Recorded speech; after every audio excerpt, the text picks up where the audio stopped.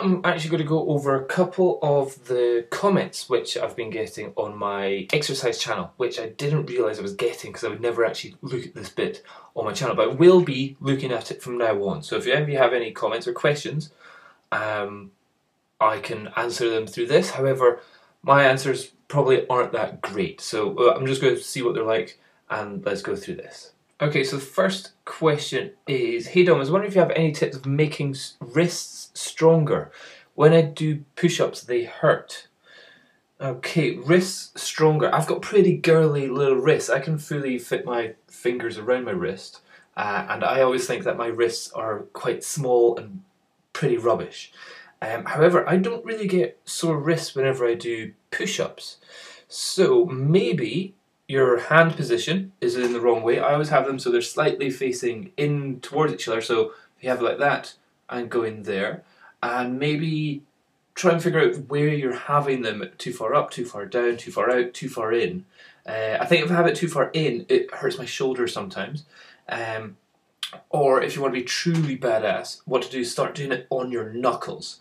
That way, the weight is going straight down there and onto your knuckles. So this will give you tough knuckles, and it'll probably be more painful, especially if you do it on a hard ground, as they do it on a carpeted floor. But that may just be more painful. Actually, that's probably not going to help at all. But stronger wrists.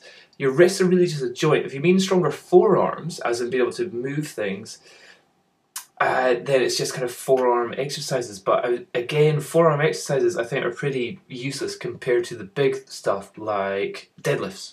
So whenever you're gripping onto a very heavy bar, or if you're doing shrugs, you're holding onto a very heavy bar, you're really working this bit here, and it's having to hold your hand to your forearm if you've got massive weight, or pull-ups as well. So if it's just push-ups that's giving you a sore hand or a sore wrist, I think it's probably the positioning of your hands rather than the strength of your wrists, if that makes any sense. Maybe. Okay, Wazim says, great videos mate, greetings from Pakistan. Hello Pakistan. I'm 19 and weigh 85 kilograms, so that's about the same weight as myself. Plus, thing is, it's Ramadan. We call it Ramadan. Maybe Ramadan is something different. I don't know. So I have to fast from dusk till dawn. Want to lose weight in it. Any help?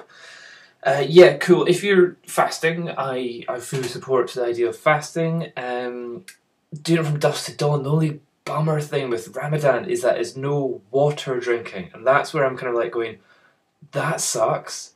So if you know, it's. I would imagine it'd be fine if you didn't have to work, or if you could lie in bed all day, effectively just become nocturnal and just wake up at night time, eat, do all your stuff. But the only thing I would say is that when the sun sets, when it does set, wake up or do whatever you do during the day, but have your gym session at the end of the day. Have a big gym session, and then just after you finish the gym session, make sure that's the kind of night time, and that's when you're having piles and piles and piles of food. Or if you're trying to lose weight, just have a limited amount of food, but just drink as much liquid as possible. But I would say avoid stuff, especially when you're not allowed to drink water. Water throughout the day. Don't have caffeinated anything. Don't have coffee. Don't have Coke. Probably don't even have chocolate either. Whenever you are able to eat, because that caffeine will further dehydrate you. And effectively what I probably would say is have sugary drinks, actually, because if you drink too much water, water itself becomes a diuretic. Like if I drink too much water, I end up going to the toilet a lot and then having a very, very dry mouth during the morning. If I don't drink too much water, if I have water with a lot of kind of sugar, like this, what do you call it? Squash, that's what it is.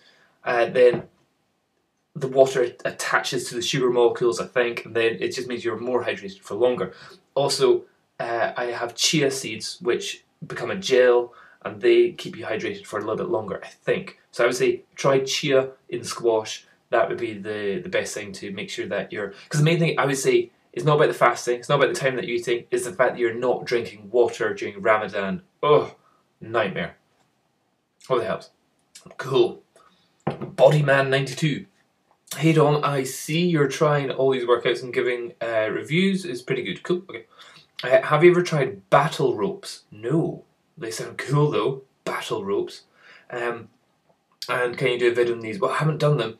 I'm guessing these are the ones where it's a big ass rope and people grab them and swing them up and down like that. I'd imagine that would be so tiring on the arms. It's a bit like skipping, so you're probably barely able to do it for more than like 30 seconds.